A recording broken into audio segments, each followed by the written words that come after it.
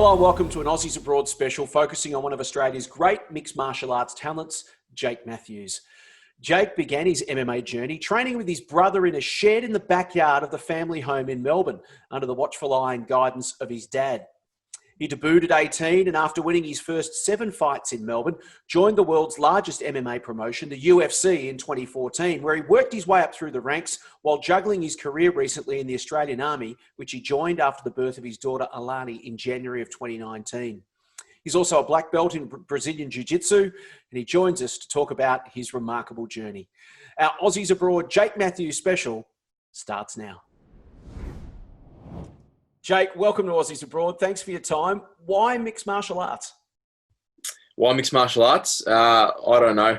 Sort of fell into it, I guess. It was a means to stay fit during the football off season, and I was playing high level representative football. I did a stint with the Northern Knights here in Victoria, and there's a lot of people that were disappointed that I gave football up, but I think I definitely made the right choice. And like I said, While I began training martial arts, I still wanted to play in the AFL. That was my dream. And then I got asked to have an amateur fight on about 3 or 4 days' notice, and ended up winning that fight by a head kick knockout. And I was just hooked from there. I remember driving home in the car with my old man. I was eating a Zinger burger, and I just said to my old man, I said, "This is what I want to do for a career." And he said, "All right, it's going to be hard work, but if you want to do it, you can do it." So, and then that's pretty much progressed from there. Just kept fighting amateur, fought pro, got the UFC, and here we are. You started out Brazilian Jiu-Jitsu, didn't you, and sort of moved and transitioned through to MMA?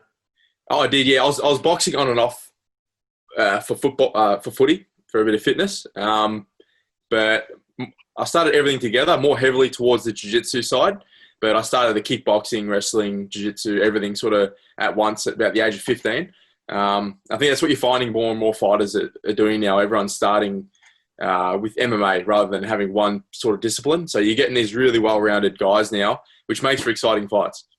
You started out training with your brother in a shed in the backyard under your dad's watchful eye and guidance. At what point did it go from being fun to serious? Was it reasonably quick? It was always serious for me. I mean, from that first amateur fight, pretty much straight after, I knew what I wanted to do and I knew how I had to get there. And whether it was playing high level football and already having that mindset on how to work hard and how to be disciplined, I don't know what it was, but yeah, I just laser focused ever since then on getting to the UFC. And I've done a good job making it, working what we had, pretty much doing jiu-jitsu at a club, and 90% of my training was in that shed in the backyard with my younger brother, he would have been 16 at the time. He was probably even younger. He was my main training partner pretty much. And I trained for my first UFC fight in that shed as well. And Jake, were you aggressive as a kid, or you've obviously grown up in the northern suburbs? Was it more born a bit of a necessity that you had to be able to hold them up, especially growing up in the northern suburbs? Yeah, Epping's pretty rough. No, it's not too bad. My only, I can say from the time I started training martial arts, I've never had a street fight. On the footy field, yeah, certainly. Before that in school, I probably had 2 to 3 detentions a week, just getting into fights. But I'll say I never got in a lot of trouble because I always got into fights because I was defending someone who was getting bullied. So all my mates that I have now are still my mates from primary school and high school. And you'll see that we're just a massive motley crew of just different ethnicities, different hobbies. I got mates who are into anime. I got mates who are into, musicians. And it's just, you look at us and you just think we're the weirdest bunch of blokes. But yeah, I'd see someone getting bullied and I couldn't help but jump in. I had to jump in, give the bully a hiding. I'd get a slap on the wrist. And then I'll bring those guys into my group and they'd become my friends. And a lot of them are still my friends today. So, but then once I started training martial arts, I didn't feel the need I had to fight. I didn't have anything to prove to anyone because I knew what I could do. So I found other means of, helping people out. I've been fortunate enough to spend time around the world with literally hundreds of Aussie athletes, Jake. And people always ask me who trains the hardest. And I say, without hesitation, MMA athletes. Unbelievable training regimen. Talk us through your training regimen and what it takes to be a professional MMA athlete. Yeah, for any youngins that want to get into the sport, it's really vigorous. You know, a lot of hours in the gym, a lot of sessions, and that's solely because there's so many aspects to martial arts. You know, if you're a boxer, you can just focus on, you know, that one discipline, boxing and fitness. We have to focus on not only the conditioning fitness side, but we have to make sure that our jiu-jitsu is up to scratch, our wrestling, our striking's up to scratch. You know, as well as everything else that they do now, all the recovery and whatnot. So there's a lot of hours, probably more hours on the mat and in the gym than other sport. And that's just because of that reason. You know, you can't just be a good stand-up fighter and go in and expect to do well. You have to be well-versed in all the aspects. And that means getting in, you know. So you'd probably have a normal day would be like a conditioning session and one or two disciplines, you know, either hitting pads or doing jiu-jitsu class. So it's pretty full on. And it takes, you know, a long time to be able to be proficient in all those disciplines too. So take us through a timeline of what a regular day might look like. And obviously it depends on whether you're preparing for a fight or whether you're just in general training mode. But what does a general training day sort of look like in terms of what time you start, when you eat, when you finish? So my day starts about 5:45 in the morning because I've got a 20-month-old daughter. So she's up bright and early. She's the alarm clock? She's the alarm. I'll never sleep in and miss a training session. So yeah, she'll be up, you know, I'll be up in the morning getting her all sorted. First session's normally, the earliest session to do is probably about 8:30 in the morning. So I'll run you through. So for this camp, probably a little bit different to most camps, just because of the restrictions we have here in Victoria and, you know, gyms being closed, people having need permits to train. So this camp, not as many sessions as we normally do, but we just make up for it in the quality of the session. So Monday morning is MMA sparring, probably one of the biggest sessions of the week. And then how long does that go for? So that's about 7 5-minute rounds. So, you know, just over an hour, including warm up, technique and whatnot. And then I'll go home, you know, dad duties, eat something, rest a little bit, back to the gym for a striking session. So 12 rounds on the pads, shadow boxing, bit of footwork. So that's Monday done. Tuesday will be 8:30. I have a conditioning session in the high altitude room. And then later in the day will be a strength session, lifting weights, deadlifts, all the power sort of phase. And then Wednesday is very similar to Monday. So Wednesday, Monday, and Friday are all similar, and Tuesday, Thursday is similar. And then Saturday we have a big jiu-jitsu session. So I think this camp was about 10, 11 sessions in the week, and that's not including. And when I say a session, you know, people will go to the beach and stand in the water for half an hour and they call it a session. It's not a session. So those sessions that I do, that's not including going for a little run, recovery sessions, stretching sessions as well. So yeah, it sounds like a lot, but it's probably not as much as a normal camp. I was lucky enough to spend some time with Aussies Cole Noak in Albuquerque and George Soteropoulos in Washington State. And beyond the training volume, which just blew me away, was then the logical extension of that was the incredible amount of food that they needed to eat to maintain their weight. I know Kyle was eating like 6 full meals a day, and the last meal would be like a gigantic steak the size of a dinner plate. And George had a salad, a chicken salad that he would make, and that was all he would eat, the same meal over and over and over every single day. What's your diet like? How much do you have to eat? And are you particularly fussy about it? Yeah, so I think you'll find with fighters, like you said, just the workload, we need to eat thousands and thousands of calories. I think off a fight camp, I'll eat about 4,500 to 5,000 calories a day. And that's only a slight weight gain. That's not, I have to eat about 4,000 just to maintain my weight.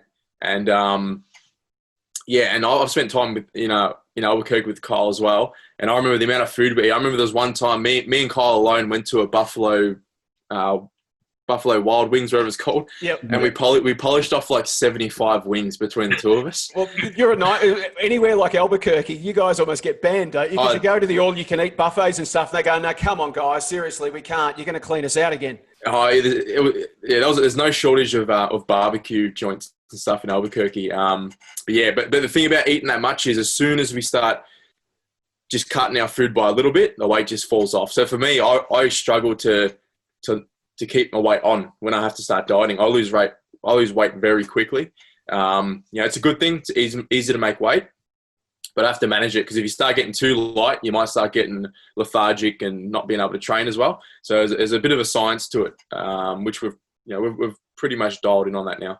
Just one more thing about that weight. When we went to Albuquerque with Kyle, I took he and Joey Villasenor, who was his roommate at the time, another great fighter, and I took him out to dinner at one of those big, steakhouses that they have in Albuquerque, Jake. And we went there and we all ordered these massive steaks that were honestly the size of dinner plates.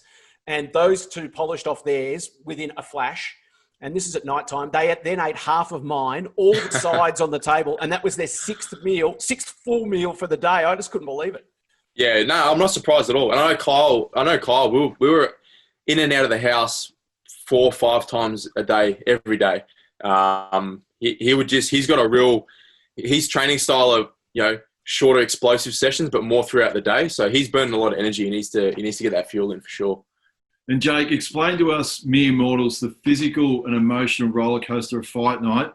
The whole build-up, I know it's a little bit different for running out for a game of footy, but are you someone that, do you get pumped up, or do you try and keep it pretty on the level?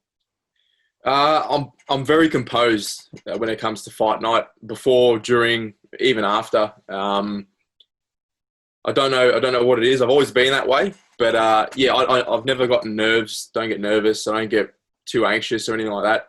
My mindset is, even though this is my career and I love it, fighting is, in the grand scheme of things, fighting's this big.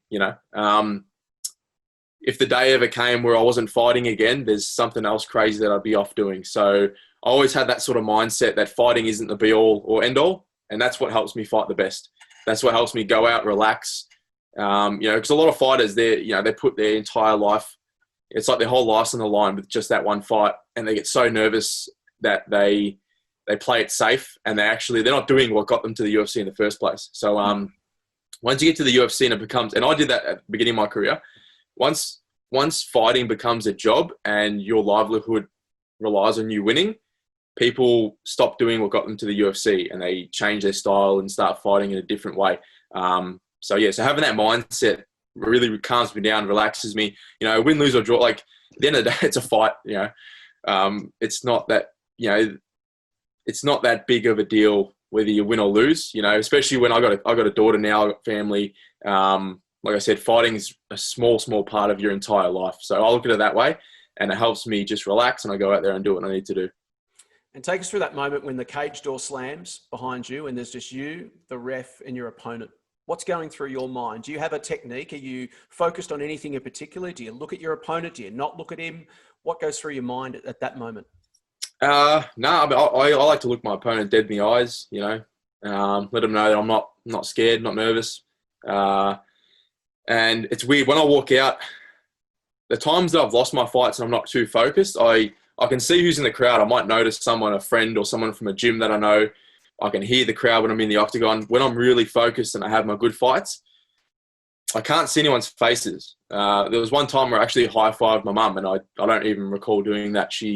I said, it's just everyone's just got blank faces. When I get into the octagon, it's as if a curtain falls around the octagon. I can't see out, and I can't hear anything apart from my coach's voices. And it's just something, I don't have to do anything to switch it on. It just, unconsciously happens. And they're the fights that I recall having, the best performances is when I'm super switched on. So there's nothing I have to do to get into that state. It just happens. Do you specifically do mental training? Do you do sports psychology and that sort of thing? Having Dan Kelly as a coach, every session is a mental, is training your resilience. That's the name of his gym. There's no easy sessions. Every session at Resilience is vigorous, and it's hard to explain it to like my nutritionists and dietitians, because they say, we have to put all your sessions down if they're vigorous, moderate, and I send it back to them, and every single session's vigorous, and they're just like, and I said that's just how it is. That's how we do it at Resilience, And it shows we've got a lot of guys in the UFC now and doing well. And I know you got that walk into the octagon that you described. what is it like? Because I absolutely love the man and what he brings to the sport. What's it like when you got the great Bruce Buffer when he starts doing his thing in the ring? Yeah, I mean, I don't recall how many times he's called my name, but that never really sinks in until after. And to be honest, I mean, because he always comes, because he always loves having a chat with my mum and comes and sees me after my fights, and he always says he loves calling my fights. And with try not to be rude, but I actually don't realise that he's calling my name. It's one of those things, like it's a blank face. It's just someone who's in there. Yeah. And I don't realise till afterwards he comes up to me and shakes my hand, says, "Good fight, congratulations," that I realise, oh, Bruce Buffer just called my name. Even when Joe Rogan interviewed me at the first Etihad event, I don't even remember that it was Joe interviewing me. And it was it's just a weird thing that happens. So yeah, but and then after that, I sit back and think, Bruce Buffer, he announced my fight, so it's pretty cool. And when it sinks in, then it becomes surreal after. Yeah. I think if you get caught up in it beforehand, I don't think you should be getting caught up and getting starstruck in those moments because, you're there, you deserve to be there, you've done the hard work. These guys, they're not, you shouldn't be a fanboy anymore. These guys are your peers, they're your colleagues. You're all on the same level. And I think that sort of, helps you sort of relax a little bit as well. Is there an additional explosion and adrenaline once the bell actually then rings? There is. For me, it's that first big exchange, especially the fights, the couple of fights I've had that I got fight of the night. After that first big exchange, you feel the blood start pumping. And I think it's the case with a lot of fighters. After that first punch that the first punch to the face or the first kick that you cop it, and I don't know what it is, but that gets that. It's when the ref says fight. It's a surreal feeling. It's almost like you don't know what's going on. Like something happened. You feel like you're going to wake up from a dream, and it's and it takes that first engagement or that first hit that you cop to actually realise that you're in a fight. And as soon when the referee says fight, a lot of fighters will agree with me. It's you have this thing. You're just like, what am I doing here? Like, get me out of here. Like, and I know a lot of fighters. I won't name any names, but there's a lot of fighters before their fights. They're absolutely beside themselves, sitting in the corner. I know some fighters, in tears, crying, and they just do not want to be in there. They just say, "This is my last fight. I'm quitting. This is my last fight," because they hate it so much. And then when they get in the octagon, then they're at home. So I'm pretty composed throughout. But I know there's definitely a lot of fighters like that. And then as soon as they either step in the octagon, that adrenaline flows, then they relax. And the biggest thing for me with adrenaline is, until you get to probably the mid fight, you don't really feel any pain. Whether you get kicked in the leg, punched in the face, you've been hit, but there's no pain behind it. And then as that slowly wears off, then all the little aches and pains start coming through. Corey, it's a bit like that for footballers as well. All athletes, isn't it? In the sense of pre-game is actually the most uncomfortable part. And once you're out there and involved and engaged in the contest, all of that goes away. But the most nerves and things are actually before you go out to compete. Yeah, I think it's that side that you can resonates with a lot of people. It's all the preparation and all the build up. I think it's the not knowing, and then once you actually either get on the field, or in this case, I can't even imagine what it'd be like to go into the octagon. So I can't really compare it to AFL footy, but you do have that sense of then you're where you're meant to be. One of the most amazing things I found being in training camp with Kyle, Jake, was that these guys, MMA fighters, are amongst the fittest people on the planet. There's no doubt about it. You see the amount of work they put in. You see just how well prepared they are when they come out. Yet within the first minute of a fight, both fighters can be completely gassed, which just shows how unbelievably intense that contest is. How much that fatigue is a result of the adrenaline and the emotion and the mental strain as opposed to the physical? I think a lot. Definitely the fights where I haven't been as focused. Maybe I get into silly exchanges, which is just a waste of energy. There's one fight in particular against James Vick. Within 3 minutes, I just felt, the training camp was the same. I still felt as fit as I ever had. It was just something to do with that fight. Just, I don't know. I felt completely gassed within a couple of minutes. That's the only time I can really recall that. But either I don't think any fighter is underprepared unless they're taking a short notice fight. I think if you see that fatigue, it's probably 80% of the time due to that adrenaline wearing off. Maybe the fight started quicker than they expected. Maybe their opponent rushed them, and then that spike. Whatever it is, but I definitely attribute it to that. And how big a part is the mental side of the UFC? Because, as you know, you can make one false move and the fight's over. But also, I think on the flip side, you know that if you can just hang in fights for long enough, that all of a sudden you can land that one blow that can still, you might be behind and you can actually end the fight. Yeah, that's the thing with MMA. I mean, if any other sport, like let's say boxing, for example, if you're the better boxer and you're winning from the start, you're probably gonna win the fight. But with mixed martial arts, you can be getting, the guy could be teeing off on you for 2.5 rounds, and then you can catch him to submission. And I think you've always got that. That's why that adrenaline's always pumping, and you're always not nervous, but you always got that wariness of anything can happen. You could be controlling a guy on the ground for the whole fight, and then he gets up and knocks you out in the last minute. Whereas in other combat sports, if someone is completely dominating from the start, that's probably just going to continue for the rest of the fight, and they're going to win. But MMA, that's why there's so many aspects. You never know what's going to happen. I think that's why, it's the fastest growing sport in the world. A lot of people are attracted to it because at any moment, someone could pull something out of the hat and completely change the fight. Jake, talk us through the relationship between the coach and the fighter during a fight. We hear from the outside, lots of instructions being yelled out by the corners. Some of them are more detailed than others. Others are really simple. How much information can you hear and process from your corner during a fight? I think every fight is different. I can only speak for myself, but I can hear, pretty much all I can hear is my coach's voices. With all the training and all the rounds we've done, you're pretty honed in on their voice and the tone of their voice. Sometimes they can't always see what's going on the other side of, they can only see from one side. So sometimes they might give an instruction and that that's not going to work. And so there's a bit of discretion there where you can obviously dictate what you're going to do. And then in between rounds, I find the best way for some coaches run in and scream 20 different instructions, and you got another coach yelling from the back. I think the best way is just pick one or two things that they need to either continue doing because it's working well, or they need to fix, and spend the first 30 seconds just telling them to breathe, calm down. So they're actually going to take in that info, because I know, having multiple people yell at you it doesn't help at all. You just, if anything, it frustrates you more. So, yeah.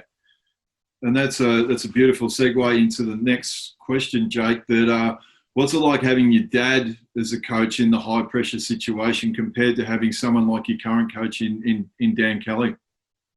Yeah, I mean, it was good. Obviously, my old man knows me better than anyone else, so he knows how to calm me down. He knows, what it's going to take for me to listen and take in that information. So he did a good job, and that's where I got that from. He'd spend 30 seconds, just have a drink of water. None of the coaches say anything. Just drink water, breathe. You say, "Oh, you're good." Yep, all good. And then he'll give me 1 or 2 pieces of advice that I need to do, and that always seemed to work well. And a lot of fights up actually came back and was able to win the fight just based on those instructions that he gave me and him calming me down. There's so much swirling around in a fight, Jake. What part does fear play in MMA? And there's different types of fear. There's fear of the big crowd. There's fear of failure. There's fear of losing an opportunity. There's fear of injury. What part does fear play in all of this? For me, none. I don't. Like I said, I don't have any fear of losing or fear of getting hurt. Nothing like that. I think for a lot of fighters, I know from talking to a lot of fighters that they're definitely nervous and definitely, I don't know if scared, but definitely nervous. Sometimes that fear can bring out the best in people. Sometimes it can be to their detriment. So for me, not so much. But I know some fighters definitely, thrive off that nervousness. You said you're a competitive guy. So which is stronger for you, your hatred of losing or your love of winning? Hatred of losing. Definitely, yeah. I don't like losing. It's if anything, it's more. I want to be able to look in the mirror. Win, lose or draw. I want to be able to look in the mirror and say, you did everything you could to win the fight. If I can do that, which most of the time you can't do that because you've always got some sort of It's always some sort of hindsight afterwards or regret. But yeah, if I can look in the mirror and say, look, I gave 100% and did everything I could to win, then I'm happy. You know, once it's done and the decision's been made, there's no point dwelling on it. You know, the biggest cause of stress is worrying about things you've got no control over, and unless you've got a time machine, you can't control it. Let's talk about the culture of MMA. From the outside looking in, a lot of people see it as just a very rough, basic, bloody street fight, brawling type situation. But when I walked into an MMA gym, I was really taken by just how calm and quiet and very respectful that it was. People came up and introduced themselves, asked if I needed anything. It was a really calm, respectful environment, which really spoke to me about the martial arts side of the sport. Is that a fair assessment? It's a little bit different to boxing, which is very brash and bravado. There is an element of that in MMA, but fundamentally, when you distill it all down, it's about respect. I think so. I think I don't know what that is. I think it might be, you know, there's always going to be someone, because there's so many different disciplines, there's always going to be someone that's going to, you know, be beating you up in the gym. Whereas, you know, with a boxer, if you've got a world champion boxer, he can probably beat up everyone in the gym, beat up all his sparring partners. When it comes to MMA, there's always going to be someone who's going to have better jiu-jitsu, or he might, you might be better on the ground than him, but he's going to have better stand-up. So you're always getting humbled in some sort of way.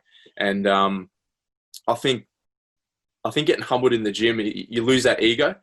So that's the only thing I can attribute that to. And the culture and the, you know, behind jiu-jitsu, I think especially jiu-jitsu, it's very relaxed, very, you know, it's related to, you know, surfing and chilling on the beach after a session and, you know, just being a real relaxed sport. And I think that sort of mellows people out a bit as well, rather as opposed to boxing, which is just, like you said, it's got that bravado behind it. Whereas jiu-jitsu is a complete opposite. And it's a pretty cutthroat business that you're in, Jake. What sort of money are the MMA fighters making? Is it enough to, sustain a living out of it? Yeah, personally, I can't believe the amount I get paid to go and train and do something I love and go and fight 3 times a year. To me, it's crazy. You know, I think the guys that complain about the pay are the guys that don't win their fights. You know, if you can win, you know, it's not hard to get to the UFC. So you can't expect, and I'll say it again, it's not hard to get to the UFC. You see guys, you know, put 3 or 4 wins together. They got a good manager, maybe he's got the gift of the gab and gets him into the UFC. You got to start from the bottom in every, you know, in every occupation. You got to start from the bottom, work your way up. You can't expect to get into the UFC and be getting paid millions of dollars. You have to, you know, you're starting from even when you get into the UFC, you've done the hard yards in the regional scene. You got to start from the bottom again, work your way back up. You know, I've done well. I've won a lot of fights, so I'm getting paid well. I've always found the guys that complain are probably the ones that don't win their fights. And if you want to get paid well, you got to put in that effort and win.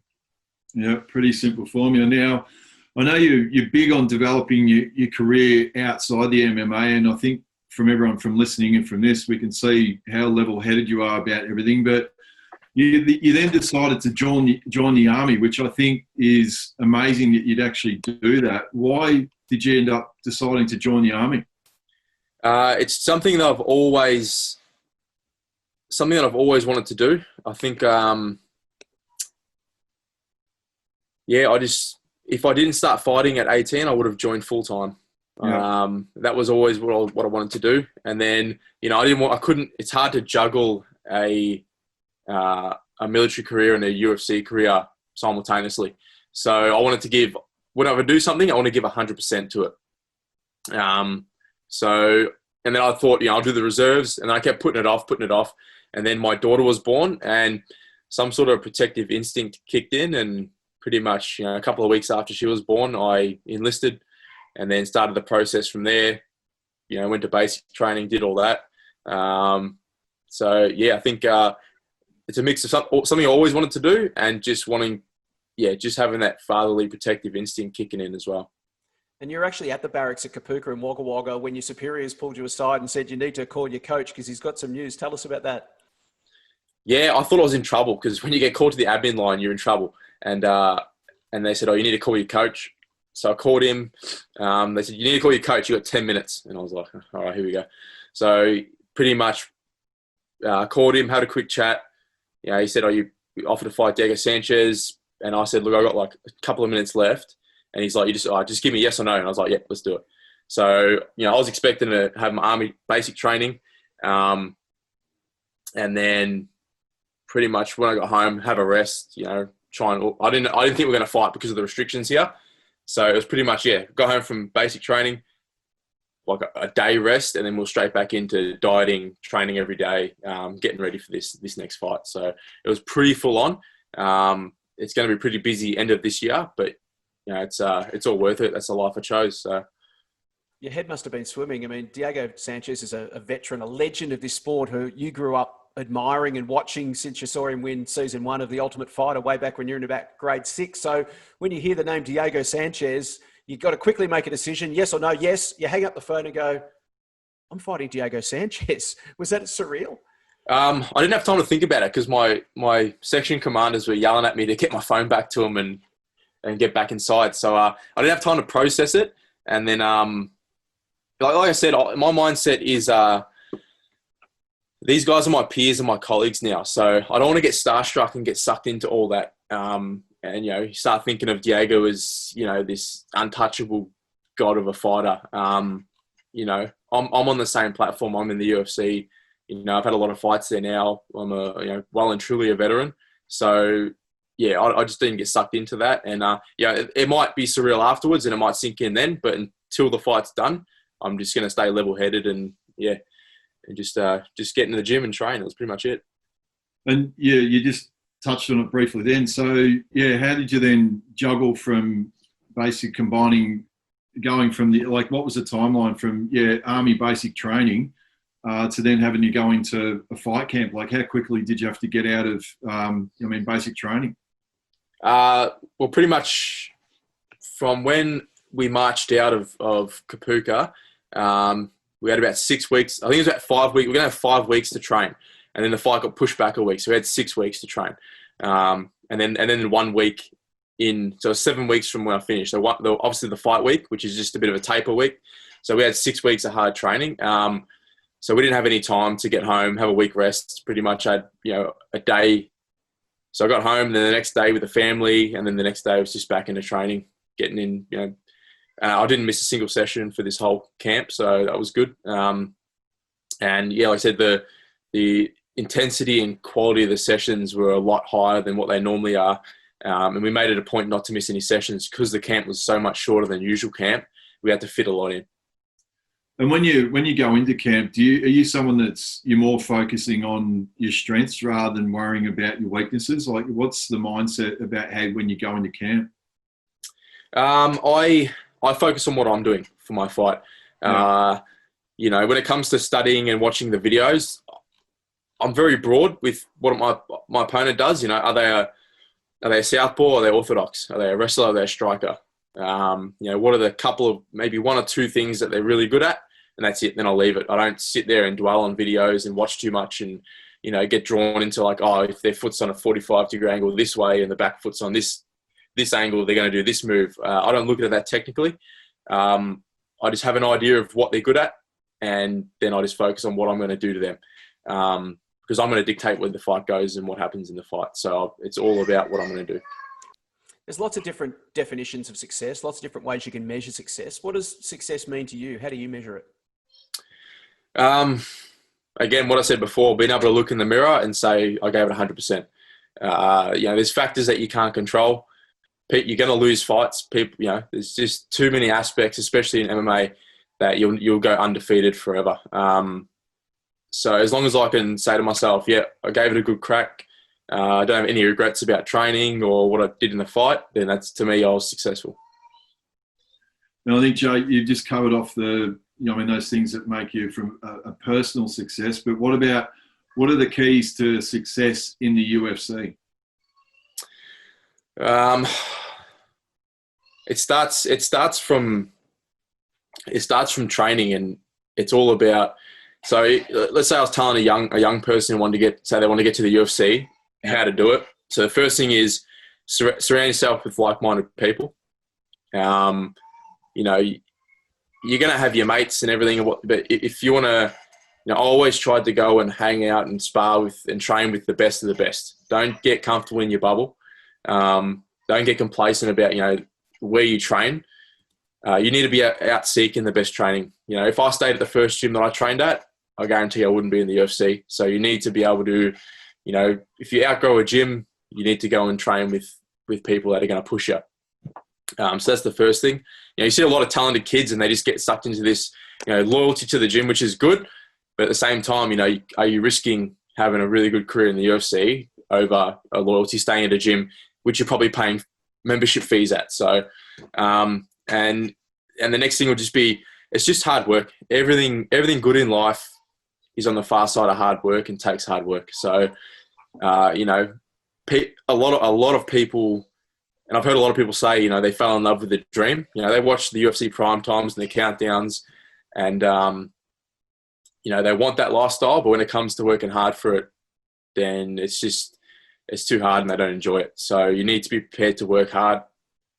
You're not going to, everything I have didn't come easy. I've worked hard. I've sacrificed a lot. I pretty much sacrificed from 16 to 21. It's supposed to be your fun years when you're out partying. I was in the gym training. So that was my mindset, was I'll sacrifice those sort of younger years, do well, and then I'll be able to enjoy the rest of my life, retire early and all that stuff. So, pretty much surround yourself with good people and work hard. That's the two main things. You are still only young, just 26, got a young family. What does the future look like for Jake Matthews post-fighting? I think the military. I think I'm going to finish up there. I've got some things. I got my foot in the door with a few things that I want to be doing in the army. So, a lot of them are to do with training. Coaching. Coaching army combatives and whatnot. And, like I said, I've already got my foot in the door with that, organising that. And, doing a stint with Special Forces has always been at the top of my list. So if I'm going to do something, I want to be at the pinnacle of it. If I'm doing MMA, I want to be in the UFC. If I'm in the army, I want to be, whatever it is, I want to be at the top. So, but I definitely think finishing off in the military will be where I'm going. And look, I think everyone can tell by talking to you, you're fiercely Australian. You're in the Australian Army. But what piece of Australia do you keep with you when you're abroad to remind you of Australia? The fans. Well, I don't like to call them fans. Just our support. I just think back and if you haven't fought in the States or in another country, you don't realise. But the Aussie crowds. There's nothing like an Aussie crowd, and I take that with me when I fight. And I just have that in my mind when I'm walking out to I'm fighting in wherever it is, especially this time because there's no crowd. So, but yeah, just the support, and not even during the fight, but before the fight, after the fight. Just the way that the Aussies come and approach you, and it's not like they approach you like you're some sort of superstar celebrity. They walk up and they just have a chat. Sometimes they don't even get photos. They just come up and have a good old yarn and just have a chat with you. And it's just, that's what I take with me the most. And apart from my family, but in terms of Australia, it's just the people. When you're away, what do you miss about Australia in terms of food or things that you can't get overseas? If there was your doorbell was to ring and you're overseas working in a camp somewhere and it was a care package, what would you like to be in that care package? Just a good old Aussie barbecue. That's the thing I miss. That's it. When I get back, first thing we do is we just put the barbie on, and just especially Aussie summers barbecue. We've got the acreage now, so up on the 5 acres that we got. There's nothing better than that. So that's what I look forward to. And if you could have a dream Aussie barbecue, and you could invite any Australians you like, past or present, living or dead, let's say 3 or 4 of them. Who would you love to just sit down and have a beer with, have a chat with, and just enjoy a night getting to know? I'd have to say I wouldn't mind inviting Chris Hemsworth. I know he's a fan of the UFC. I've seen I think he's been at a couple of my fights now in Melbourne. Apart from that, I don't know. My list would be too long, to be honest. But I couldn't say. Probably just old Aussie legends, just Aussie fighters. I wouldn't even know where to start. No, fair enough. You guys for a start. I'd invite you boys. Oh, thank you very much. That's the right answer, Jake. Yes, and we'd certainly take up your invitation. In fact, you'd probably have to kick us out because we wouldn't leave. That's fine. For young Aussies who are in whatever field, whether it's fighting or anything really, who are sort of at that stage of their life where they're thinking, I've got a dream, but it would involve me sort of stepping off the cliff and going overseas and giving up everything to go and chase it, what advice would you give to them? Pretty much similar to what I said before. It's just, the hard work. It's definitely worth it. I know people, it's a big risk to take, but it's worth it. But if you're going to go for it, you got to be 100% committed. I had a stage where I said to myself, am I going to put in the effort? Because I was overseas. I saw these guys who were, in their early mid-30s, been trying to make it in fighting, but couldn't quite get it. And they're living in a house with 3-4 other guys, renting, taking PTs at the gym. And I said, I'm not going to be doing that. I'm not going to be one of those guys. So if I'm going to do this, I need to put 100% in and be committed. So I really sat back, and for a young kid like 18, it was probably a pretty mature thing to do. But I sat back and really thought, like, I'm going to continue with go to uni, or am I going to put in 100%? Because I'm going to go for it. I need to be all in. So that, especially if you're going to, I stayed in Australia pretty much for all my training and made it work. But if you're going to go overseas and chase your dream and leave your family and friends behind, you need to be 120% committed. And if you are, then you'll be successful. So that's my only advice. Great advice. Jake, thanks so much for your time. We really appreciate it. Best of luck for the road ahead, and thanks for joining us on Aussies Abroad. No worries. Thanks, boys. Appreciate it. Thanks for joining us for this Aussies Abroad special feature. The easiest way to keep up with our latest content is to subscribe to our YouTube channel. Just log on to AussiesAbroad.tv, where you'll find the links to all our video and audio content, including our weekly news wraps, which will get you up to date with all the latest news and updates on Aussies doing amazing things around the globe. And while you're at it, if you've enjoyed our chat with Jake, please leave us a review on Spotify, iTunes, or wherever you listen to your favourite pods. Thanks again for your time. I'm Jason Bennett, and we'll catch you next time on Aussies Abroad.